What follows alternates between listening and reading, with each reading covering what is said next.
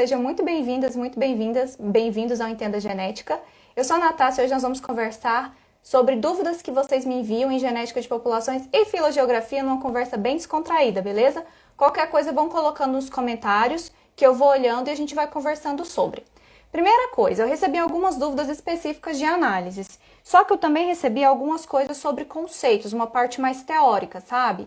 Então, o que eu vou fazer? Eu vou começar com a parte teórica, que eu acho que pode embasar as perguntas de análises e as perguntas de interpretação.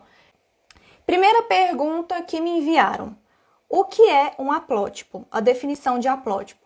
Gente, essa pergunta é uma pergunta que eu lembro um momento de vergonha que eu passei na minha vida, que quando eu estava defendendo o meu mestrado, eu simplesmente me perguntaram o que é um haplótipo. E eu travei, minha gente. Sim, eu travei, não dei conta de responder, não consegui responder. Sabe quando você pensa, haplótipo, aquela pizzazinha maravilhosa que tem lá no network, que a gente vê nos trabalhos de filogeografia. Eu sabia na minha cabeça o que era, mas eu não conseguia falar. Então, não sabia. Eu já contei essa história pra vocês. Ai, meu Deus, que situação, que nó na garganta. Foi muito ruim. Aí, o que aconteceu? Eu peguei e prometi pra mim mesma que conceito seria uma coisa fundamental na minha vida. E comecei a fazer sempre conceitos chaves para eu ir internalizando isso na cabeça e associando com historinha, sabe? Por isso que eu fiz uma live com vocês sobre o BBB. Para associar, contar histórias, associando com os conceitos. Para memorizar, não simplesmente decorar, entendeu? Para você conseguir acessar aquela informação. Então, os haplótipos, ou haplótipo, a definição, nada mais é do que a combinação de estados alélicos. Isso é um haplótipo. Então, você tem uma determinada região ali do DNA, beleza? Que você está estudando. E aí, aquela combinação de estados alélicos, aquela sopa de letrinha única, é um haplótipo. Sendo que o haplótipo, ele é uma fita única, tá? Essa também é a definição de haplótipo. Então, quando a gente está falando de haplótipo nuclear, a gente está falando da fita A e da fita B, que o indivíduo, que é diploide, possui. Quando nós estamos falando de haplótipo mitocondrial, cloroplastidial, aí a gente está falando de uma fita única mesmo, porque esse DNA ele é circular, né? Então, ele não tem duas fitas, tá? Aí, essa combinação de um determinado marcador, de uma determinada região, com estados alélicos, corresponde ao haplótipo. A gente tem vários haplótipos, por quê? Ou pelo menos a gente esperaria para regiões que têm polimorfismo, que é o que a gente busca. Quando a gente tem essas regiões que têm muito polimorfismo, e a gente tem diferentes haplótipos, são essas combinações de estados alélicos para uma dada região que nós estamos estudando. Beleza? Outra coisa.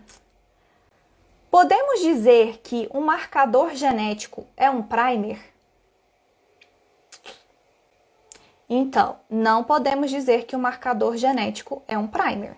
Nós temos diversos marcadores e marcador é qualquer região no genoma que você detecta e que seja herdável. Então, quando a gente utiliza um marcador molecular nos estudos, ele precisa ser replicável e ele precisa ser herdável. É um fragmento que você escolheu estudar.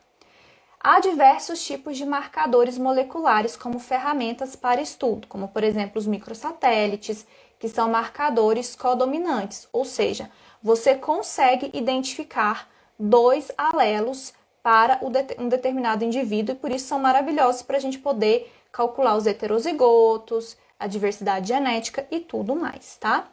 A gente tem outros tipos de marcador, como o RAPD. O RAPD, ele já é um marcador que a gente chama de dominante, e aí a gente não consegue identificar um heterozigoto. Ou seja, quando eu estou falando do heterozigoto, são duas formas alélicas. E aí a gente tem que tirar da nossa cabecinha aquele negócio de azinho, azinho, azão, azão, azão, azinho. Vamos tirar esse trem da cabeça, porque isso ferra muito com a nossa interpretação.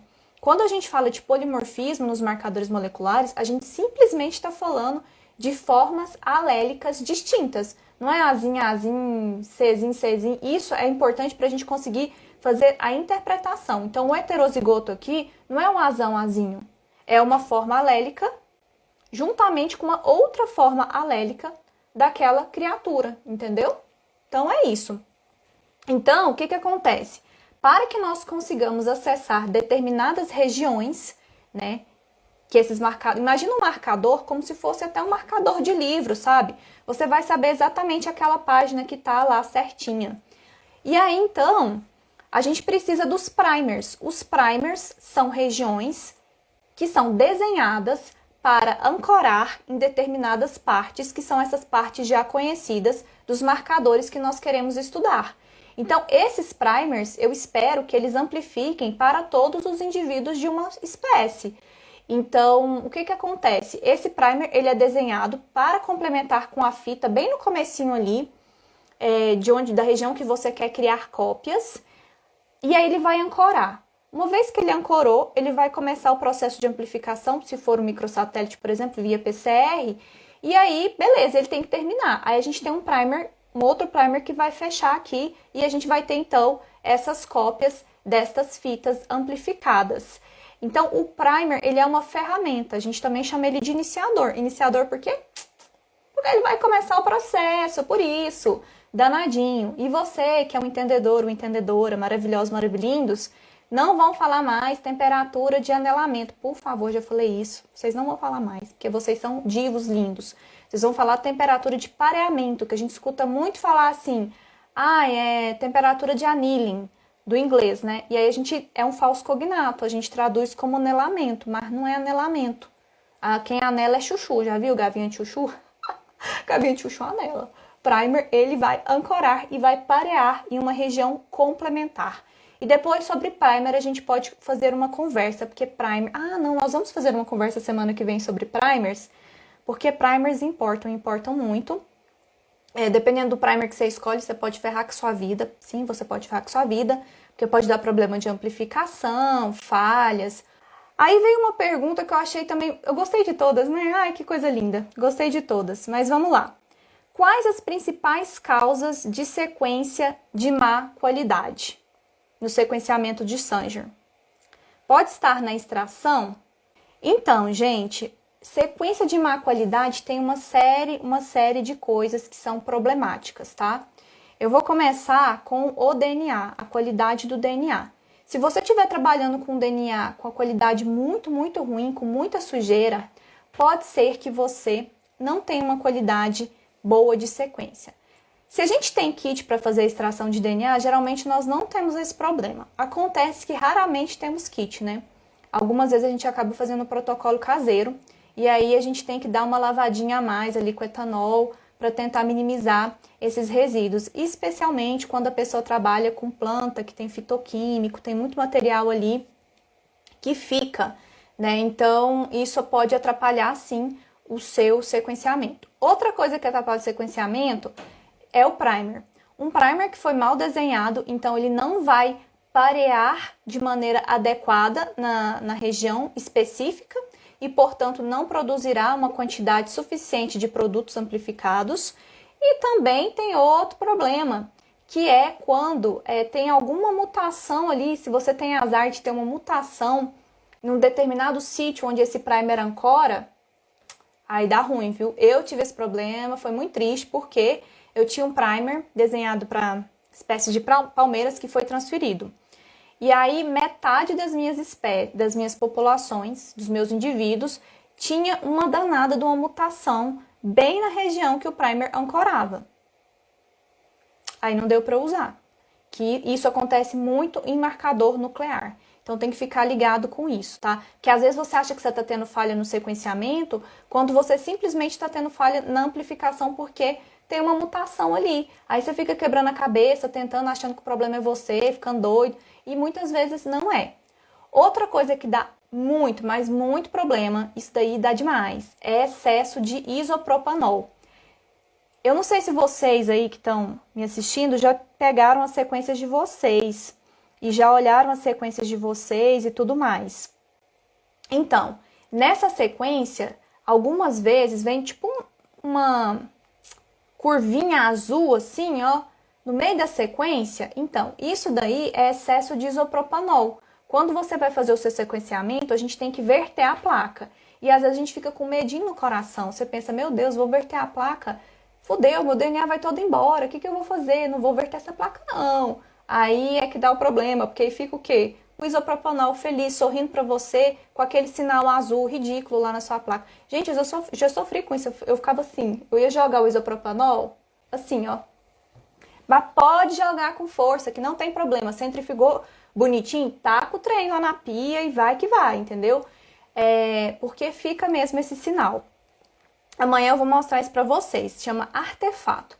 Geralmente a gente consegue ler os picos do sequenciamento com ele, de boa. Eu mostro pra vocês amanhã, mas às vezes não. E aí, qual seria o caso de às vezes não conseguir ver os picos dos danados, que seriam os erros, né?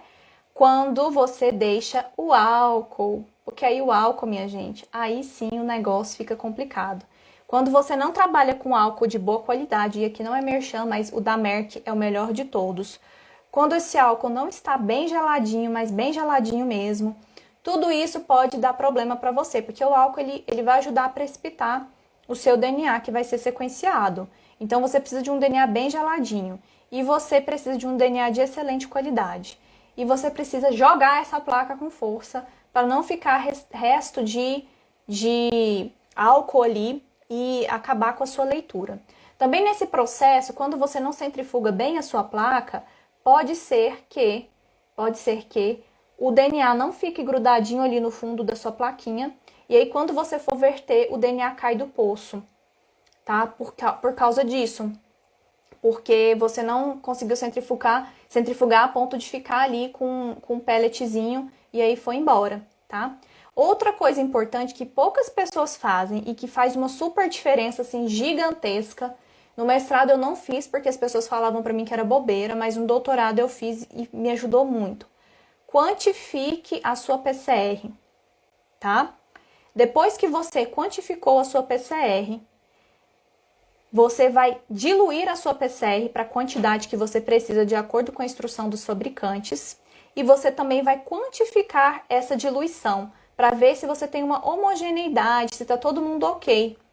Ah, mas eu não tenho nanodrop. Socorro. Faz lá no gel mesmo, pega o marcador e faz a comparação e você faz isso no olho mesmo. Eu já fiz e dá certo também. Porque algumas vezes a gente coloca muito DNA. E muito DNA também pode ser uma fonte de erros no sequenciamento. Outra coisa que pode ser problema no sequenciamento é quando você coloca reagentes velhos, quando você coloca fluorescência que está velha também, quando você vai colocar a placa no sequenciador e aí tem um buffer que está velho, e aí a amperagem também não tá legal. Se a amperagem estiver muito alta, ela suga de uma vez os fragmentos por eletroforese e aí o sequenciador não consegue fazer a leitura correta.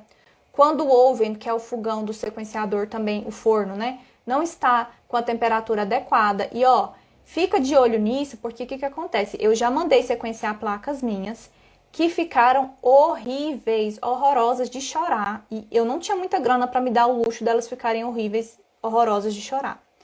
E aí, o que acontece? Tem um programa que chama Sexscape. Esse programa, infelizmente, é pago. E aí, o que eu aconselho vocês a fazerem?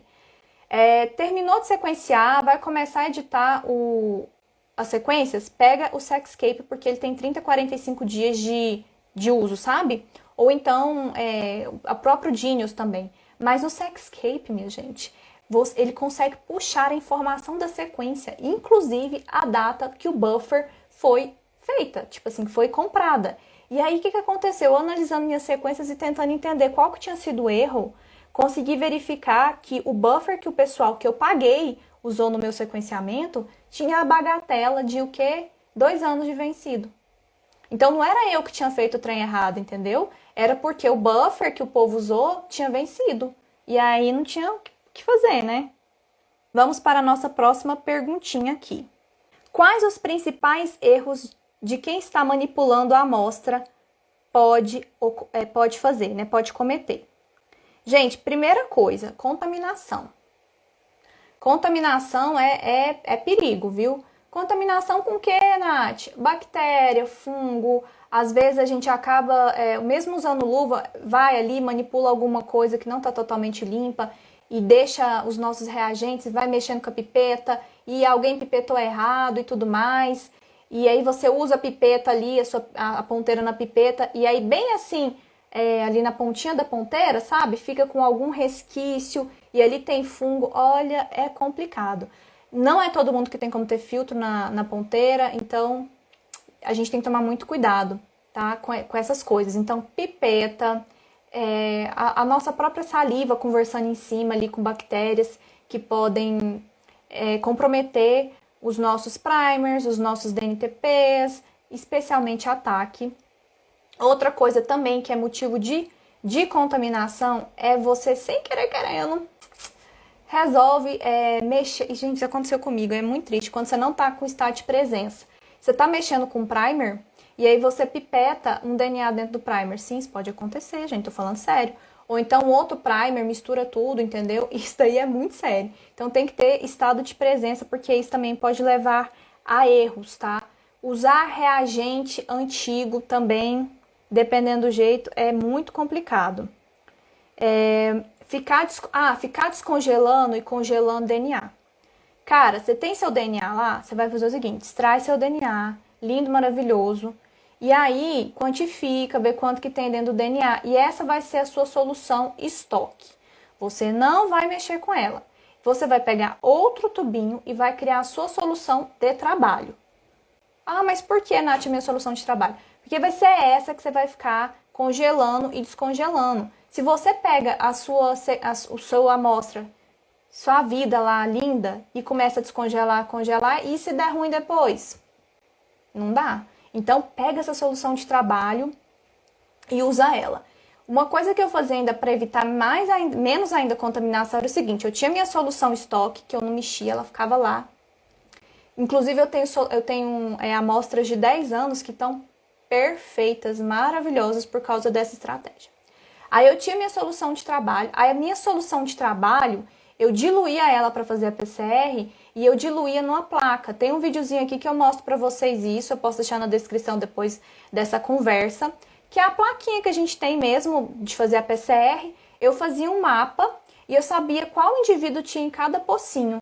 E aí, na hora de eu fazer minha PCR ou meu sequenciamento, o que eu fazia? Eu simplesmente pegava uma multicanal quando tinha esse luxo, ou então ia pipetando de uma vez e sempre usando só essa plaquinha. E isso me ajudava muito a não contaminar nada também, porque eu fazia de uma vez e era só uma quantidade determinada de amostras que eu tinha e ainda assim otimizava o meu tempo de serviço, tá? Deixa eu ver o que mais. Ah, outra coisa. Gelo. Gelo não é coisa para ficar bonito. Gelo é importante, viu? Então, esse esquema da gente ficar congelando e descongelando, quando a gente mantém os reagentes em gelo, a gente consegue manter a vida útil deles por um tempo maior. Testemunho, peraí. Mas em relação ao testemunho de animais de pequeno porte, tem uma dúvida. Digamos que eu tenho uma amostra de 15 a 30 indivíduos de uma espécie que serão analisados geneticamente. É necessário manter um voucher de cada um deles ou apenas um ou dois já seria suficiente? Gente, seguinte, antigamente a galera nem pedia tanto isso, tá? Mas hoje as revistas estão pedindo... eu falei voucher, eu acho que é voucher. Toda vez eu falo isso errado, gente. Eu tenho umas palavras erradas de estimação, preciso corrigir isso. Mas enfim, o número do testemunho que você deposita lá. Hoje as revistas estão pedindo. Muitas revistas estão pedindo isso. Então, se você coleta uma planta ou um bicho, você precisa depositar pelo menos um indivíduo que represente aquela população. Não precisa, igual a menina perguntou aqui para mim, de ter uma amostra de todos os indivíduos. Não precisa. Você vai pegar um único indivíduo por população ou dois que represente aquela população e aí você deposita ela num museu ou num herbário. Eu não consegui fazer isso para todas as minhas populações porque eu fui doida e coletei umas 60. E aí a espécie que eu estudava, ela era uma espécie muito ampla, bem distribuída, sabe? E era uma espécie, assim, muito comum mesmo. Por ela ser uma espécie muito comum, o que acontecia? Os herbários não queriam saber dela, porque ela era de fato o que ela é. O pessoal já sabe o que ela é, macaúba não tem dúvida. Então, o que eu fiz? Eu peguei alguns pontos estratégicos e falei, herbário, pega isso aqui pra mim, eram 3 espécies, sabe? Por favor. Então, eu tenho, sei lá, 2 populações por cada uma dessas espécies, o que mostra que eu consegui identificar de maneira correta, porque afinal de contas eu também sequenciei. Mas eu não preciso sair coletando um monte de indivíduos para depositar, não, tá? 1 ou 2 fica suficiente para ser o seu testemunho. E aí, nisso, veio uma outra pergunta aqui para mim, já vou falar sobre isso, que é o seguinte: quando eu coleto peixe ou anfíbio, como que eu faço a fixação do tecido? Provavelmente para fazer a extração, né, do DNA. Quando você vai fixar o indivíduo para guardar na coleção, você vai fixar em formol, tá? Você vai fixar em formol 10%. Mas você vai separar parte desse indivíduo que vai ser utilizado nas suas extrações de DNA e vai colocar em álcool 70 e vai colocar no freezer. Então, a gente vai guardar isso, armazenar em álcool 70. Algumas espécies, como por exemplo os anfíbios, e agora eu estou falando especificamente dos girinos, você precisa, infelizmente, pegar o girininho todo e triturar no liquidificador, porque ele tem pouquinho DNA. Então, vai usar o girininho todo, tá? Plantinhas. Tem algumas formas de você armazenar quando for fazer a coleta.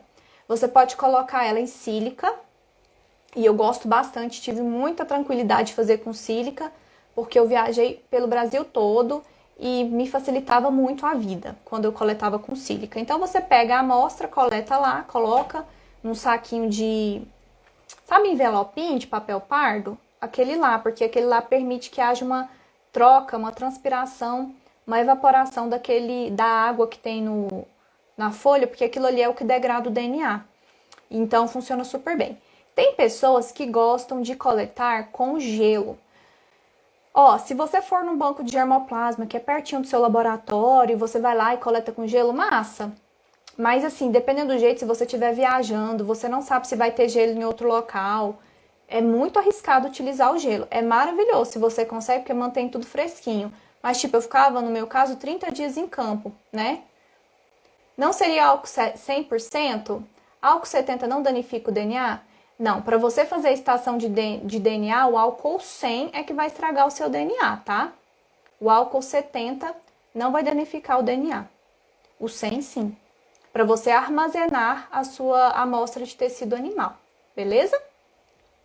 Ah, tá, voltando das plantinhas. Então, as plantinhas, a gente tem isso, o gelo, a sílica.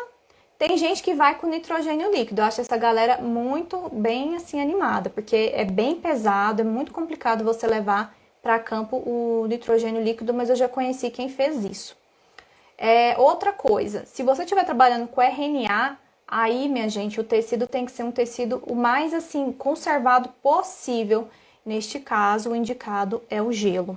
Quando você fala de espécies filogeneticamente próximas, eu poderia tentar transferir para alguma espécie do mesmo gênero? Ou precisaria fazer um levantamento bibliográfico e ter a certeza de que são bem próximas? Como eu expliquei no comecinho, quando a gente vai fazer transferibilidade, é interessante que a gente tenha espécies filogeneticamente próximas ou espécies irmãs. Então, é legal que você tenha uma árvore filogenética para você olhar, busque grupos que são do mesmo gênero.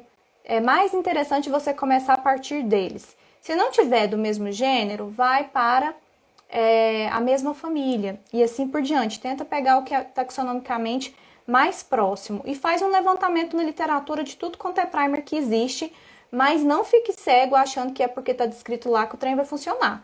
Eu tinha 31 primers microsatélites descritos para minha espécie e só 6 funcionaram. Eu achei que o problema era a minha pessoa, mas não era. Então agora a gente vai começar com algumas perguntas mais voltadas para a filogeografia, para quem faz análises nesse sentido, as dúvidas que foram me enviadas, mais voltadas para as estratégias, tá? De análise e de coleta. Tem muita coisa em comum com a genética de populações. Acho que vai ser bastante interessante a gente pontuar algumas coisas aqui. A primeira coisa que me foi perguntado, quando você vai fazer uma árvore datada, né? Fazer uma árvore datada, gente, é quando a gente tenta determinar a relação daqueles indivíduos, tá? A partir de coalescência. A teoria da coalescência é a que a gente utiliza para conseguir fazer a datação.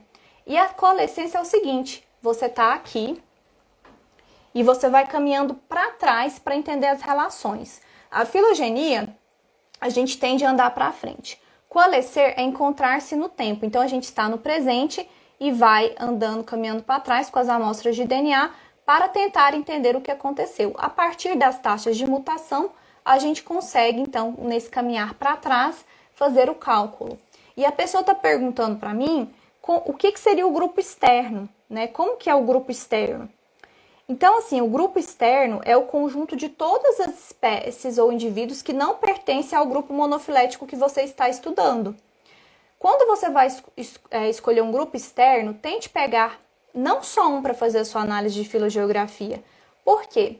Pode ser que você acabe escolhendo uma espécie que ela é muito próxima, embora não seja a mesma espécie, muito próxima, e acabe ocorrendo uma homoplasia, ou seja, você vai ter uma igualdade, entre aspas, de caractere, mas que na verdade não não tem uma ancestralidade compartilhada.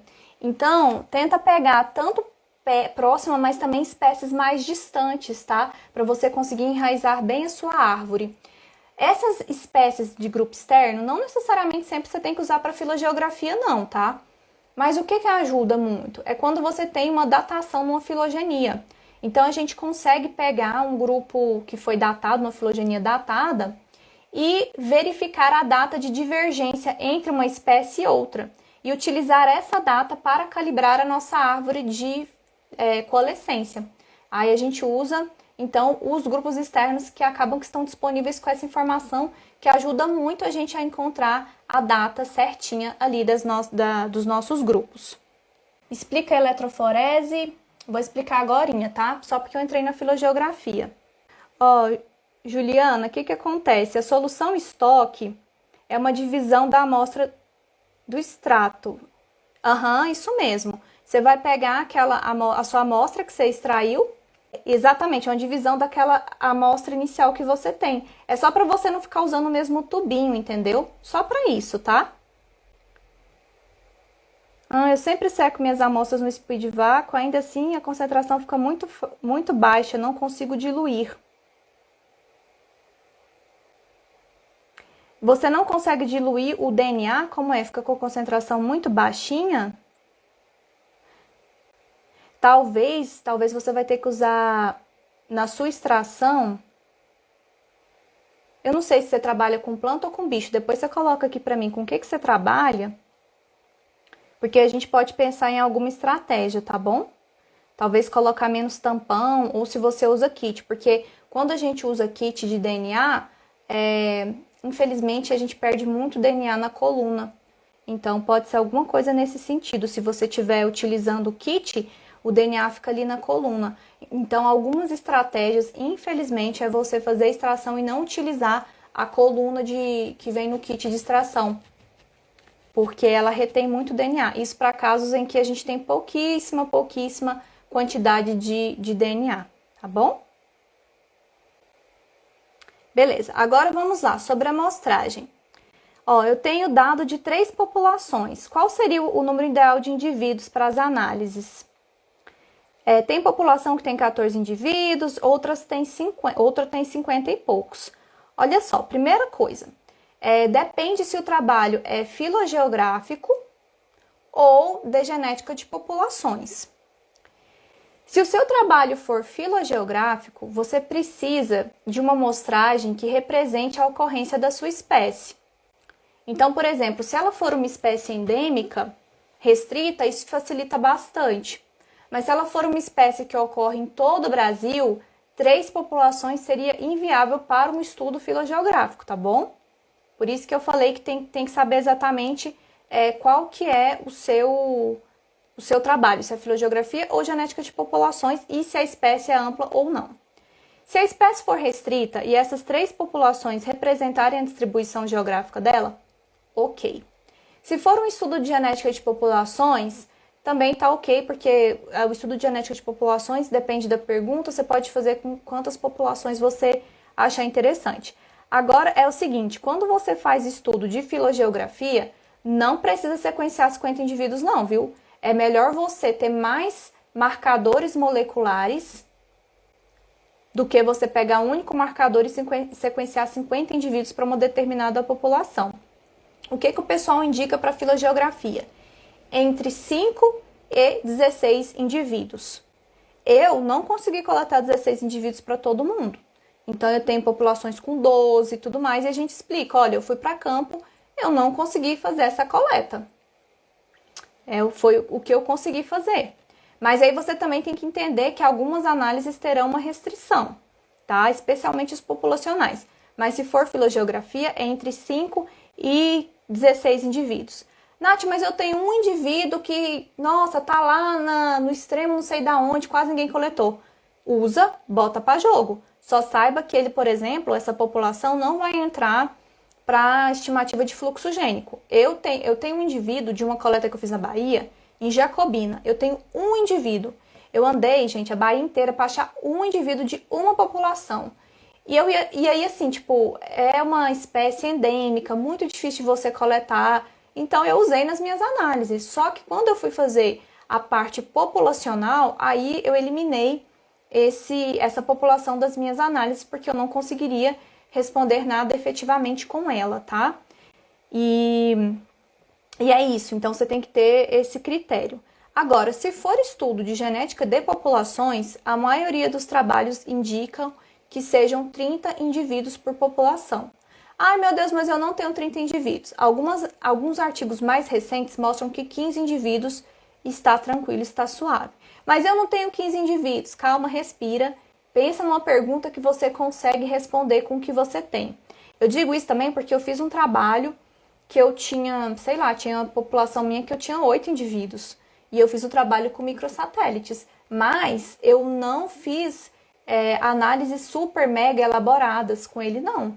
Em relação à estrutura populacional, eu explorei outros quesitos. Eu explorei muito o structure, que é uma análise que a gente faz nesse programa, que detecta o grupo genético, sabe? E aí eu fiz uma abordagem muito voltada para os grupos genéticos. Então, tudo tem solução. Ó, a Juliana, quem tinha falado que tinha pouquinho DNA, é parasito. Realmente, parasitos são muito, muito pouquinhos, muito pouco DNA mesmo, Juliana. Muito. Aí, o que acontece? Você pode fazer um teste e, neste caso, aí não tem como você ter a solução, né? Se for pouquinho DNA, não tem como. Aí, o que você pode fazer? Um teste só tentando extrair sem a coluna. Só para ver o que dá, porque pode ser que você vai ter um preço um pouquinho maior no sentido de ter de não ter uma limpeza tão adequada, mas a quantidade de DNA que você vai ter talvez vai ser muito maior e aí você vai conseguir ter um maior sucesso, tá? Tenta fazer isso. Faz uma extração só três para você ter um controle, né? Sem essa coluna, porque a coluna tira tudo, lava tudo, tá bom? Beleza, então das populações foram essas, tá? Então, novamente, genética de populações, se eu quero avaliar 2 populações, ok, 3 populações, ok, então 3 tá beleza. Se for filogeografia, aí você tem que ver se as 3 populações que você questionou, se poderiam ser estudadas, representam a distribuição geográfica da sua espécie. E se for um trabalho de genética de populações, os 14 indivíduos está viável, os 50 não precisa, você pode usar 30. E se for filogeografia, não precisa de jeito nenhum usar 50. Uma vez eu fiz bem quando eu estava no início, eu não sabia, eu coloquei 25 indivíduos numa só população. E aí o revisor até criticou, falou, olha, é diferente, não é um estudo tão populacional, assim como a gente pensa a filogeografia, né? É o estudo das linhagens. Você pode ver aqui que depois de um certo tempo nem muda a quantidade de haplótipos. Então não precisa de você investir tanto dinheiro assim. Quais as análises essenciais para trabalhar com dados de filogeografia? Essencial, por exemplo, ver haplótipo e tudo mais. Então, vamos lá. Análises essenciais para a filogeografia. Descrição da sua diversidade genética. Então, você vai começar com essas análises descritivas. Diversidade haplotípica por população, diversidade nucleotídica por população e a diversidade geral, tanto nucleotídica quanto haplotípica. Segunda análise essencial, a MOVA. A MOVA você pode fazer com as suas populações geográficas, mas você também pode fazer uma MOVA, ou seja, você vai verificar se há diferenças entre os grupos que você colocou ali para jogo. Então, sei lá, eu tenho uma população que ocorre no litoral e uma que ocorre no interior. Eu posso fazer uma análise da variância molecular para verificar se tem diferença genética entre as populações do interior e as populações do litoral. Por isso eu falei que vai depender um pouquinho da pergunta, mas seria mais ou menos isso. Você cria grupos e verifica se tem diferenciação genética ou não, de acordo com a sua hipótese de trabalho, tá? Então, você pode fazer isso pensando, por exemplo, em bioma, pensando em barreira biogeográfica, pensando nas próprias populações geográficas em si, mas você também pode fazer outra, explorar mais além. Você não precisa fazer só uma MOVA, você pode pensar em vários cenários. Aí eu sugiro fazer uma com grupos genéticos. Ah, Nath, mas é filogeografia, a gente só estima grupos genéticos lá com os microsatélites ou com os SNPs. Não. Temos um programa que é o BAPS. Então, eu acho que o BAPS é um programa super legal para você estimar os grupos genéticos que você tem. E aí você pode fazer uma MOVA para os grupos genéticos, porque às vezes a gente tem populações geográficas, mas muitas vezes elas não refletem as populações genéticas. Não são um espelho uma da outra. E as populações genéticas podem nos dar insights bem legais. A próxima análise seria a do network. E a gente tem várias formas de fazer um network, não só no programa network, tem outras formas também, tá bom? Depois disso, essas são as análises assim mais descritivas e eu acho que são imprescindíveis de você ter dentro de um trabalho de filogeografia, tá? Outra coisa, você pode pegar esse grupo genético, eu quase não vejo o povo fazendo muito isso, pegar tanto os grupos genéticos estimados no BAPS, quanto os haplótipos que você verificou no seu network e colocar no mapinha, porque aí fica visual. Quando você coloca esses grupos genéticos no mapinha, nas populações, você bate o olho e pá, nossa, isso aqui foi o que eu encontrei, olha só, eu tenho populações que compartilham esse haplótipo. Essas populações aqui mais ao norte não compartilham, elas estão isoladas. Então, a gente consegue ter muitos insights simplesmente olhando para o mapa físico, tá? Ok, então essas são as básicas. Mas aí vem as próximas, tá? Que eu acho que é interessante conter num trabalho filogeográfico. A análise no BEAST. E por que o BEAST é legal de ser feito? Primeiro que a gente vai conseguir fazer uma árvore, e eu espero que vocês tenham informação para fazer uma árvore datada. Qual é a informação que você precisa para fazer uma árvore datada? Primeiro, registro fóssil pode ser utilizado para você colocar de informação nesse programa. Então, você já pode ir procurando aí artigo com registro fóssil, tá? Então, registro fóssil, filogenias que já são datadas. Então, você consegue fazer a calibração secundária, utilizar essa data lá na sua árvore do BEAST para você fazer isso. E taxa de mutação ou substituição nucleotídica para a região que você está estudando. Por exemplo, se você está estudando um DNA mitocondrial, veja na literatura se já tem uma taxa de mutação descrita para a sua espécie. Não tem. Então, tenta ver para um grupo próximo. Eu trabalhei com palmeiras também no mestrado e eu utilizei a taxa de mutação de cana, porque era uma monocotiledônia. Nossa, mas é muito diferente. Sim, por isso que nós trabalhamos com estimativas, não é mesmo? Então, essa é uma análise que eu acho bastante importante. Só uma coisa que eu me esqueci. Falando das análises básicas, o teste de Mantel é bem legal de ser feito, tá? Porque o teste de Mantel, ele vai fazer uma correlação com a diversidade genética, com a distância genética e a distância geográfica. Então, como a gente está trabalhando com filogeografia, ter um aspecto geográfico é algo bastante interessante. Então, o teste de Mantel, ele entraria nessa parte básica. Então, o BEAST seria essa próxima, né? Então, eu acho que esses, assim, seriam, assim, os essenciais. Tipo assim, essencial é o que deu pra fazer, tá maravilhoso. Sendo que o BEAST é muito foda, é muito bom de ser feito. Aí, vem agora inventar moda, que é bem bom inventar moda. É bem bom inventar moda. Você vai conseguir tirar muitas coisas de lá. Inventando moda é você fazer uma análise no Lamarck. O Lamarck é um programa complexo? Sim, é um programa complexo, mas quando você aprende os macetes dele, vai suave. E ele é complexo porque ele demora demais para rodar, gente. Demora demais. Nossa senhora, como demora.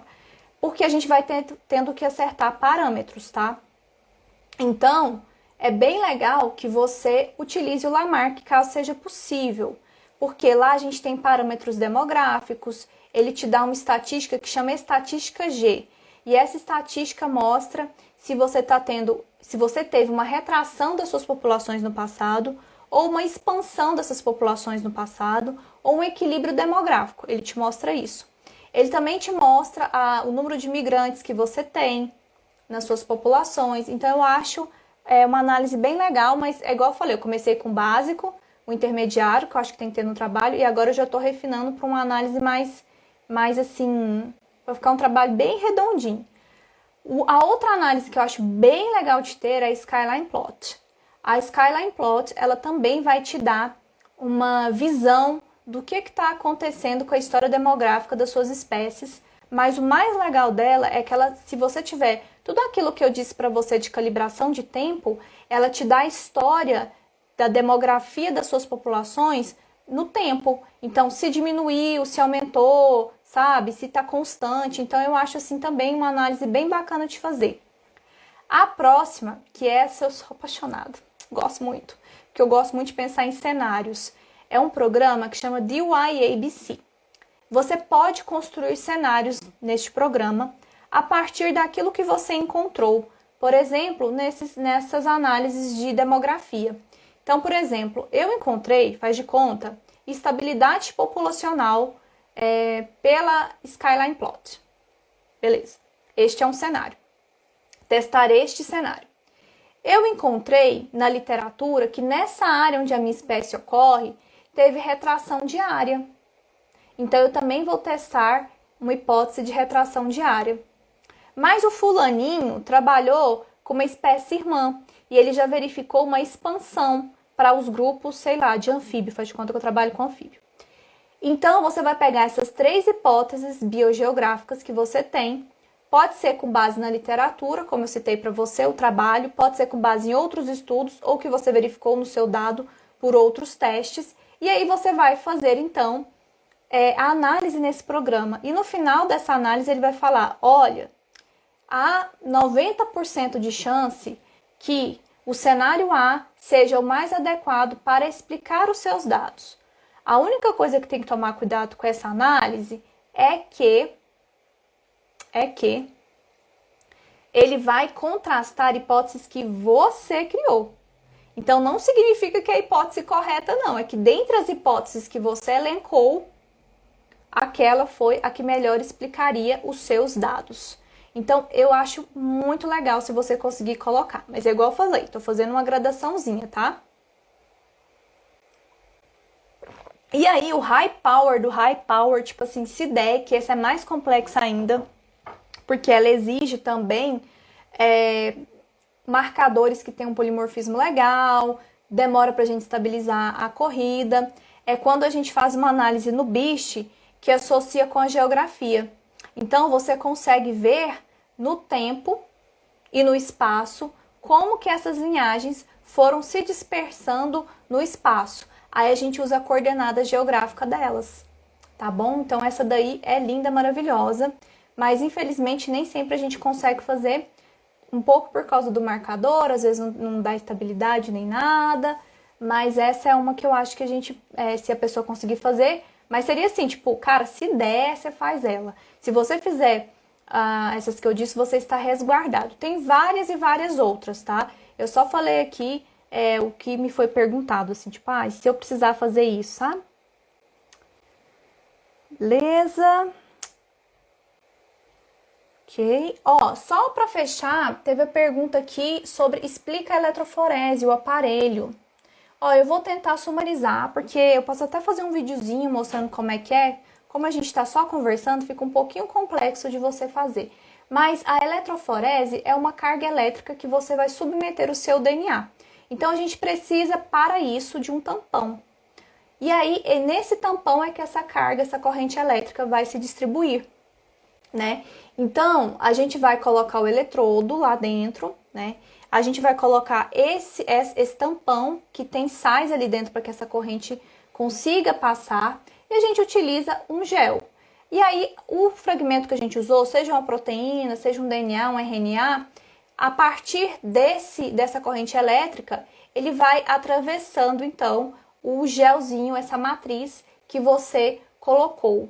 Como o nosso DNA ele é negativo, ele tem uma carga negativa, a gente tem a polaridade negativo para o positivo. Por quê? Porque o DNA, por ser negativo, ele vai ser atraído por qual polaridade? Para a polaridade negativa. Então, a gente tem que tomar muito cuidado quando for fazer, submeter o DNA à eletroforese, porque algumas vezes a gente troca ali os fiozinhos e aí o DNA começa a correr para um lado de onde você começou a pipetar, aí fica só um filetinho assim de gel. E aí quando você olha, cadê o seu DNA? Foi-se embora, porque você inverteu os eletrodos, tá bom? Mas eu prometo preparar um conteúdo mais pormenorizado sobre a eletroforese. A gente pode fazer outra conversa assim, mais de tira dúvidas. Então, muito obrigada a todos vocês que estiveram aqui em mais um Café Theta Night. Eu espero que tenha efetivamente contribuído com você. Se ficou com alguma dúvida, deixa nos comentários. A gente vai disponibilizar essa live depois. E é isso. Muito obrigada e até breve. Muito bom estar com vocês aqui.